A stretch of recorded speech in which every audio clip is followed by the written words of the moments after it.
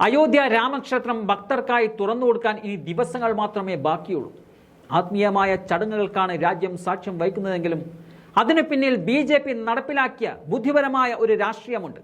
അതിനുള്ളിൽ ഒരു വലിയ കെണിയും BJP കാത്തു സൂക്ഷിച്ചിട്ടുണ്ട്. ആ കെണിയിൽ കുടുങ്ങിയിരിക്കുന്നത് കോൺഗ്രസ് ആണ്. രാമക്ഷേത്രത്തെ വൈകാരികമായി സമീപിക്കുന്ന വലിയ ജനവിഭാഗം ഈ രാജ്യത്തുണ്ട്.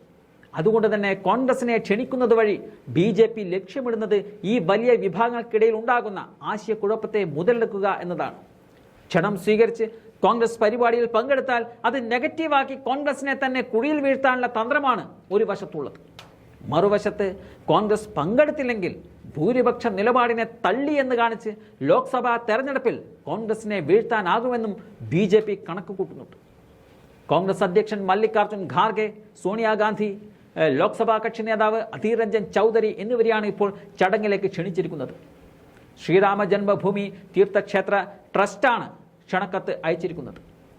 2024 ജനുവരി 22 ഉച്ചയോടെ 12:45 രാമക്ഷേത്ര ശ്രീകോവിലിൽ രാംലല്ല വിഗ്രഹം സ്ഥാപിക്കും.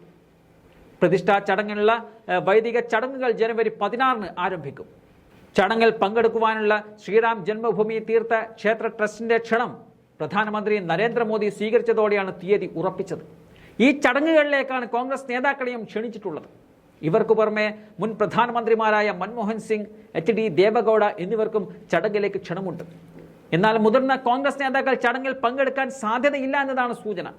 വരും ദിവസങ്ങളിൽ കൂടുതൽ പ്രതിപക്ഷ നേതാക്കൾക്കും ക്ഷണങ്ങൾ അയക്കുവാനും ആലോചനയുമുണ്ട്.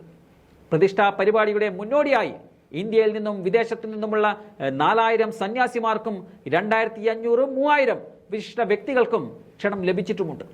ക്ഷേത്ര സമർപ്പണ പരിപാടിയിൽ പ്രവേശിക്കുന്നതിന് ഒരു പ്രത്യേക പ്രോട്ടോകോൾ ഉള്ളതായി രാമക്ഷേത്ര ട്രസ്റ്റ് വ്യക്തമാക്കുന്നുണ്ട്. ക്ഷണക്കത്തിലും ഈ നിർണായക പോയിന്റുകൾ ഉൾപ്പെടുത്തിയിട്ടുമുണ്ട്.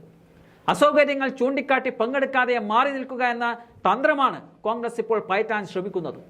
ക്ഷേത്രത്തിന് സമൂഹ മാധ്യമങ്ങൾ വഴി ആശംസകൾ നേർന്ന് തൽക്കാലം വിവാദങ്ങളിൽ തലവെക്കാതെ മാറി നിൽക്കാമെന്ന ആലോചനയും പാർട്ടിയിലുണ്ട്.